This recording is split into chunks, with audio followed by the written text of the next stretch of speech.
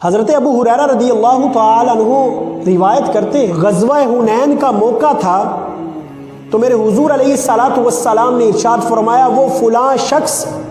وہ فلاں جنگجو جہنمی ہے۔ اب جنگ شروع ہو گئی۔ جس شخص کو میرے حضور علیہ الصلوۃ والسلام نے کہا تھا کہ یہ جہنمی ہے وہ آگے بڑھ کر جو ہے وہ کافروں کا مقابلہ کرنے لگا، جنگ لڑنے لگا اور اسے بہت زیادہ جسم پر زخم لگے۔ صحابہ کرام امام الانبیاء صلی اللہ علیہ وسلم کی بارگاہ میں آئے اور عرض کیا یا رسول اللہ صلی اللہ علیہ وسلم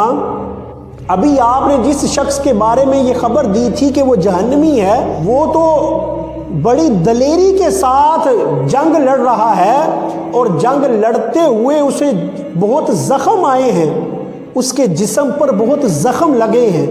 تو امام الانبیاء صلی اللہ علیہ وسلم نے پھر ارشاد فرمایا وہ شخص جہنمی ہے،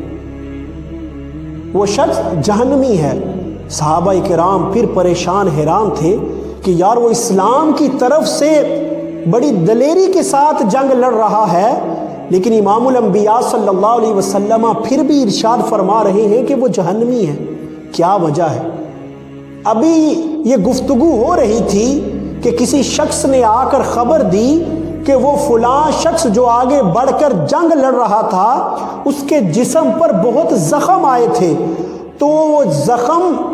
اس قدر اس کو تکلیف دے رہے تھے کہ اس سے برداشت نہیں ہو رہا تھا، آخر کار اس زخموں کی تکلیف کی وجہ سے اس شخص نے خودکشی کر لی۔ تو امام الانبیاء صلی اللہ علیہ وسلم نے ارشاد فرمایا اے میرے صحابہ میں نہیں کہتا تھا کہ وہ شخص جہنمی ہے، اس شخص نے خودکشی کر لی، زخموں کی تکلیف اس سے برداشت نہیں ہو رہی تھی۔ اور پھر امام الانبیاء صلی اللہ علیہ وسلم نے ارشاد فرمایا اللہ کی قسم میں اللہ تبارک و تعالی کا خاص بندہ اور اس کا رسول ہوں۔ اور حضرت بلال رضی اللہ تعالی عنہ کو حکم دیا کہ جاؤ بلال اعلان کر دو کہ جنت میں صرف مسلمان داخل ہوں گے، جنت میں صرف مسلمان داخل ہوں گے۔ اور یاد رکھو اے میرے صحابہ اللہ تبارک و تعالی چاہتا ہے تو کسی فاسق و فاجر شخص سے بھی دین کا کام لے لیتا ہے، کسی فاسق و فاجر شخص سے دین کا کام لے لیتا ہے۔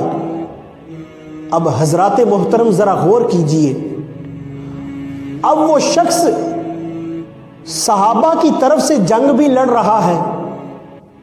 بڑی دلیری کے ساتھ، لیکن امام الانبیاء صلی اللہ علیہ وسلم نے یہاں بھی غیب کی خبر دیتے ہوئے پہلے ارشاد فرما دیا کہ وہ شخص جہنمی ہے۔